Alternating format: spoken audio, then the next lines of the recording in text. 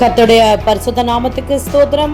பிரியமானவர்களே, இந்த 271ஆம் நாளுக்கான விசுவாச அறிக்கை, அது மார்க் எழுதின சுவிசேஷம் 11ஆம் அதிகாரம் 23ஆம் வசனம்.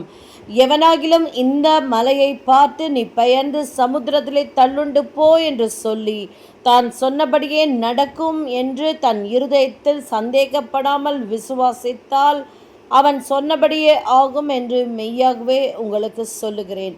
ஆமென். ஆம் பிரியமானவர்களே, இந்த இடத்திலே மலை போன்ற பிரச்சனைகளோ பலவீனங்களோ வியாதியோ எதுவாக இருந்தாலும் அந்த இடத்துல நம்ம வைத்து விசுவாசத்தை அறிக்கை செய்வோம். என் எலும்புகளை தாக்கும் வாதம், வீக்கம், எலும்பு தேய்வுகள், முறிவுகள், தோல் வியாதிகள் என்று ஸ்தோத்திரம், வயிறு சம்பந்தமான பிரச்சனைகள் எதுவாக இருந்தாலும், எது எங்கள் சரீரத்தில் மலை போல எங்களை வியக்க வைத்து பயமுறுத்தி கொண்டிருக்கிறதோ, இயேசுவின் நாமத்தினாலே சமுத்திரத்துக்கு போ என்று கட்டளை கொடுக்கிறோம் ஆண்டவரே. அது அப்படியே ஆகும் என்று உறுதியாய் விசுவாசிக்கிறோம். ஆமென்.